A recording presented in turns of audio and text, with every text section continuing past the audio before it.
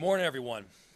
So you've heard me say repeatedly that the position of police chief is among the most important hires that I will ever make.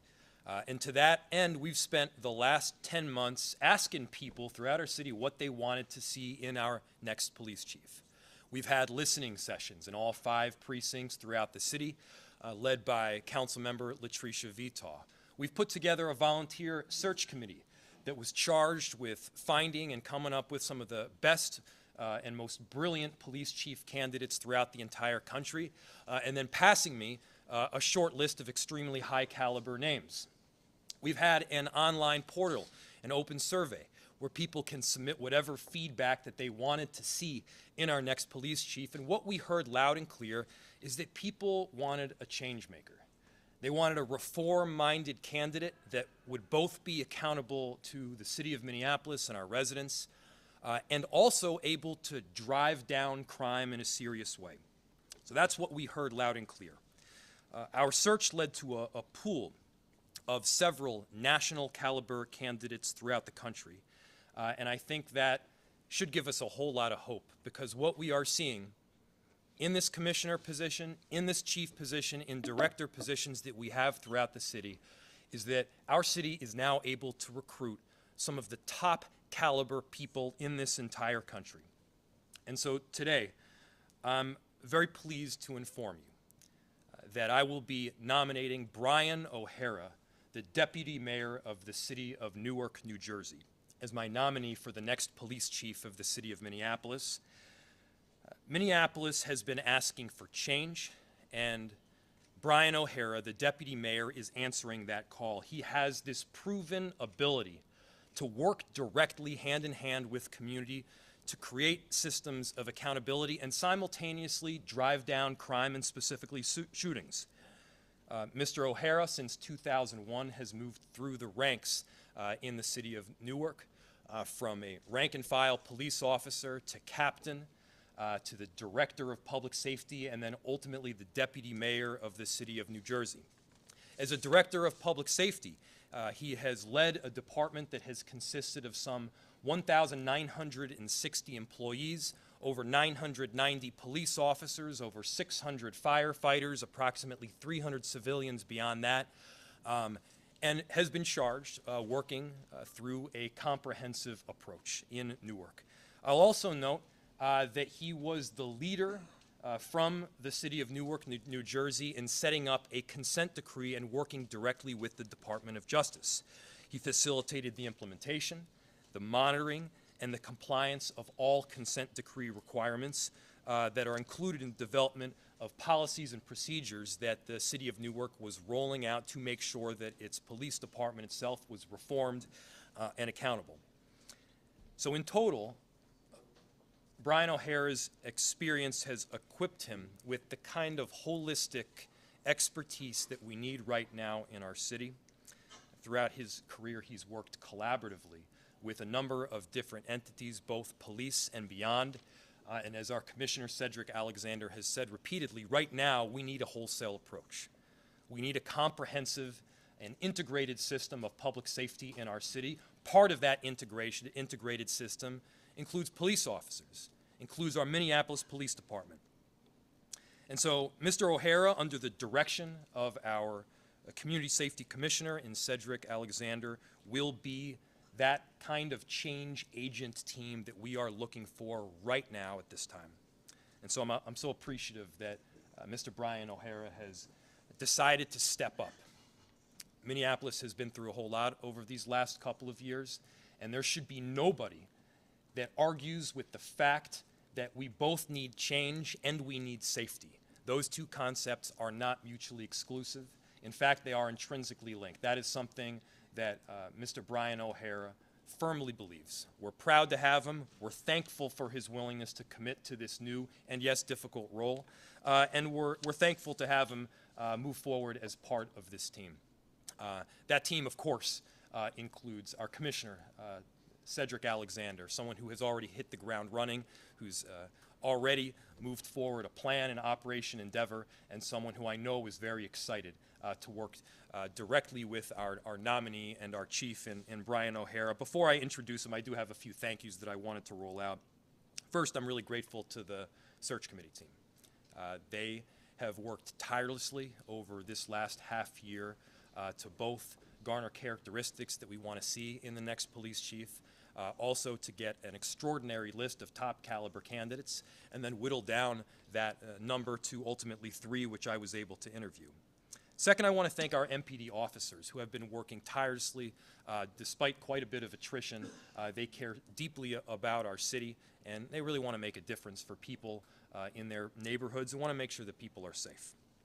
And I'd also like to give a huge thank you to Chief Amelia Huffman. As I said when I nominated her for this interim chief role, she has this encyclopedic knowledge. When she's in a room, there's rarely anybody smarter than her. She knows what she's doing. I'm so proud to have her work and leadership here in the Minneapolis Police Department. And with that, I would like it to hand it over to our Commissioner of the Office of Community Safety in Cedric Alexander. Commissioner. Thank you, Mayor. Thank you and good morning. And first, very briefly, let me just say I welcome and support the nomination of Mr. Brian O'Hara as Chief of Police of this great city. I'm looking forward to this process, looking forward to him being on board, and looking forward to continuing to move the city forward. And I think we have a great candidate here who is going to prove to be of great value to this city. And when you have a team and the caliber of people, that person that is being presented here today, it certainly does benefit to the overall mission of this city, and that is public safety. So I'll turn it back over to you, Mayor. Okay. Well, thank you so much, Commissioner. With that, at this critical time, I'm honored to introduce to all of you our nominee for the next Chief of Police for the Minneapolis Police Department, Brian O'Hara. Thank you, Mayor. Good morning, everyone. Thank you, Mayor Fry, for your faith in me. I'm grateful and honored at the prospect of serving the people of Minneapolis at this incredibly important time, under the leadership of our mayor, as well as our commissioner, and with the support of the Minneapolis City Council. I look forward to working closely with the command staff and the leadership of the MPD to ensure that we rebuild the ranks of this fine agency. Together with community, our law enforcement partners, we will work together collaboratively to heal the heart of this great city. Because policing is a collaborative effort. It's not just about law enforcement. We need every community member who is willing to have their voice heard to partner with us in this effort. I am passionate about policing and about police reform. I will work to ensure that Minneapolis's finest have state-of-the-art policies and resources that they need to deliver what the community demands. We owe that not only to the people of Minneapolis, but also to the brave men and women of this agency who remain faithful to our residents, despite having endured hardships, persevered, and they continue to wear the uniform of this agency with pride and serve people with respect. In partnership with our community, we will build an MPD that is so good that people of all races and backgrounds will want to be a part of this positive change. It should be clear by now to all that the idea that policing can simply go away or be abolished is just unrealistic. The problem of serious street crime is urgent, and our communities demand and deserve good police to deal with that urgently. At the same time, I commit to hold all police officers accountable to the values of our community, and I invite the community to hold us all accountable as well. And so as we move forward, the Minneapolis PD will be an example for the world that there is no dichotomy between protecting human rights and having effective, strong law enforcement. That in fact, the only way to sustain drops in serious street crime and to rebuild trust is to do both. Because you need to do that. You need to reduce serious crime so that investments can be made in communities that have traditionally been deprived and underserved. Minneapolis will be the example for the world that you can do both. All people have a right to feel safe. It should not matter what their address is. It shouldn't matter what neighborhood that you live in. So we will engage and we will collaborate with all community partners as valued co-creators of public safety, because you simply cannot have public safety without the public. To those who are critical of policing and of this agency, I ask that you give us a chance. I ask that if your goal is to truly have positive reform, to make things better for the people of this city, please engage with us. I want your voice to be heard. I want the community's fingerprints, the community's values to be all over the policies and practices of this agency. Under the leadership of Mayor Fry, we will have the best police department in the nation. We will take the MPD from the darkness and trauma that has been experienced in this city and create a beacon of light for policing across this country. The foundation of policing is trust.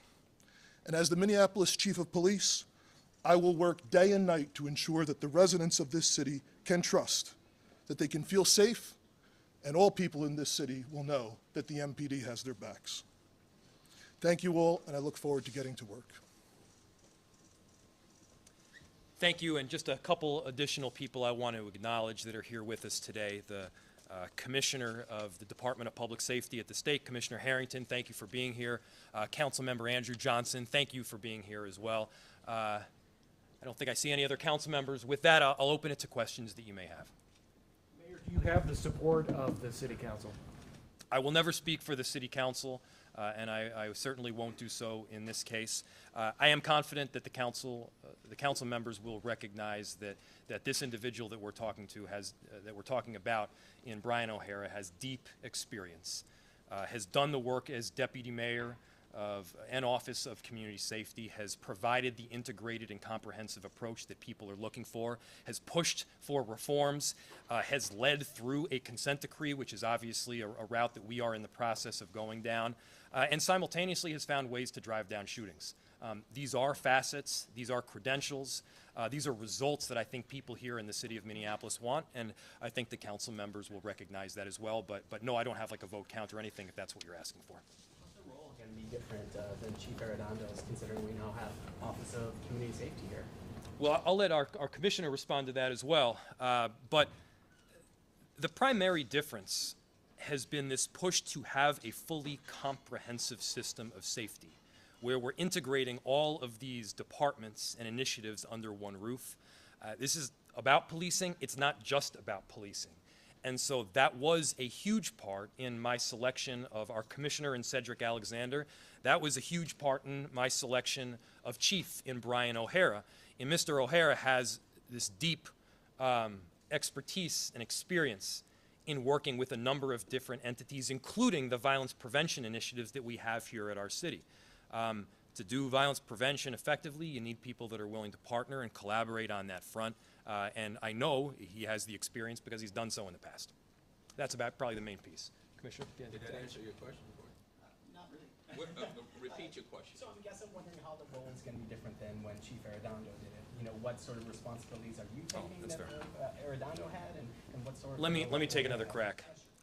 So the difference is we did not have a comprehensive system before. So the commissioner's role is the commissioner is charged with managing all of these different departments under one roof. Minneapolis Police Chief Arredondo's work was exclusive largely to police. He was the head of the Minneapolis Police Department, as is would-be Chief O'Hara. You know, his work is specifically related to police. Now, importantly, because that work is provided through a comprehensive lens right now and will be going into the future, the work with, for instance, violence prevention will be on a day-to-day basis. The work with the fire department will be on a day-to-day basis. A 911 response, that's the primary difference. Did that answer your question? Thanks. Let's go here and then over there. I promise I'll get to you. Just a quick question on time frame, Mayor, and then I had a question for Mr. O'Hara too. Your time frame to get this before the city council? You know, again, I don't want to speak for the city council as they set their own agenda on this. You know, we're looking at some point in October. And Mr. O'Hara, just to follow up, what do you think the most pressing point is for the city of Minneapolis? You've seen the crime numbers. What's the first area you want to tackle if you get this job? So clearly, the issues around gun violence are a priority, the priority. And so I know the mayor and the commissioner have recently launched Operation Endeavor, and that fully involves all of the principles that are proven to work in addressing these issues. So I'm interested in learning more about that, and just in general, learning more about the department and what various communities in the city, prioritize as their issues. Obviously, I believe presence is powerful, and I fully intend to be present in different communities in the city to learn what the communities demand and what they see as their priorities to be addressed. Is that what we're in Newark tackling shootings? The mayor talked about shootings. You talked about shootings. Is that what worked in Newark? Was more police in those neighborhoods? So absolutely. I mean, you need to have approaches that are both evidence-informed, based on what are the best practices in the profession, and that's all about collaboration. The law enforcement partners, community-based partners, and so on. And then you also have to have approaches to policing that are community-informed as well, because certainly there's certain areas in any city that are more affected by crime, more affected by policing, and they need to have a voice in what the process is also. There's been a lot of criticism of previously of officers rank and file having kind of a suburban mentality and kind of acting as an occupying force in an urban city rather than living in Minneapolis. Does the new chief plan to live in Minneapolis? Absolutely. Why don't you say that into the microphone so they get it? Absolutely. Yes. What types of conversations did anybody have with the union on this selection? So the union itself was not involved on the search committee, and the commissioner and I interviewed final candidates. Certainly, one of the first items of business is going to make sure that Brian O'Hara has an opportunity to meet with officers in every precinct throughout the city. I believe that he will be going to a number of different roll calls during his short stay here while he's in town. And so, obviously, making sure that relationships are built out with police officers is very important. But to your question, the union was not involved in the search. Question for the nominee. Can you help us better understand your role in Newark's consent decree process, and how is that going to shape your approach in Minneapolis? Sure. I was the point person dealing with all of it since about 2017. I dealt with, both the Department of Justice in Washington, their attorneys that deal with it, as well as the U.S. attorneys from the Civil Rights Division in the local U.S. Attorney's Office. And then, coming up with ways both to, implement policies and then also present them to community. We did dozens of town hall meetings in Newark around all the different major changes, all the different major policy changes and training.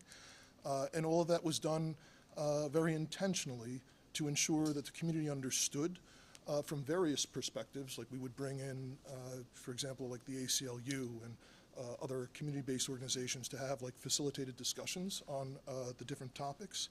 And the community would get to have feedback on our training, on our policies. And even if there was questions that came up that we didn't have time to address that night, we provided written responses on our website to everything. So it was a tremendous experience for me because I really learned through that process that, we had a lot of folks in Newark that for decades were angry about the police and angry and just frustrated at the negative relationship that had existed in that city for decades. And I learned through that process that, when you're present, when you keep coming back, and when people see that you're sincere and you're genuine and you're interested in making change, a lot of those folks who hated the police most of their lives became some of our greatest allies. And that's incredibly rewarding for me. Mr. O'Hara, what would you do as far as training and policy to kind of cut down on officer-involved shootings? I know you were successful in doing that in Newark, where there went a span of time without any officer-involved shooting. Yeah. What would you bring from Newark to here to kind of ensure people? So I have not had a chance to look at the current policy, the current training practices around use of force. But I could tell you some things that we did in Newark, some things that we did. Obviously, rewriting the policy and allowing community input, as I just explained, around what the policy is. And then also, we involve community members in training. And so, like, I believe, like, you can't just have training that's like a PowerPoint setup and that sort of thing, and expect adult learners to understand and then be able to apply this stuff in real life. We involve members of the community. A lot of the folks who were credible messengers, folks who had been through the system before that do a lot of our violence outreach work, would come and do scenario-based training with our officers. And it was excellent because it's real-world kind of stuff, and it helps facilitate an understanding on both sides of the line. Yep. We have time for 2 more questions. In terms of recruitment, it's no secret that the department is down hundreds of officers. What tactics for recruiting, police officers will you take from Newark and perhaps use here? Yeah, so I know the mayor has a plan to actually devote resources to that, which is desperately needed. But again, I believe that the goal here should be to make a department that is so good, that's so well respected in the community, that people of all backgrounds will want to be a part of this. They will want to be a part of doing this work because it's incredibly meaningful, and that eventually Minneapolis will be known as the place that gets this right. Last question. Mr. O'Gara, you kind of had a job, it seems, similar to our new position here of Dr. Alexander. Can you tell me a little bit about how that works between a community safety director and a police chief? Because now you have a boss, over you. Yeah, so it's similar and it's different. That's just the way Newark has traditionally always had a director, but I believe that this setup here with Commissioner Alexander is different. It is a bit more comprehensive. Traditionally, in Newark, the public safety director, the police director before that, is someone who was a police officer and performs a lot of the same functions that a police chief would perform. So it's similar, but it's also different. Yeah. Thank you all. Thank you, everyone. Thank you.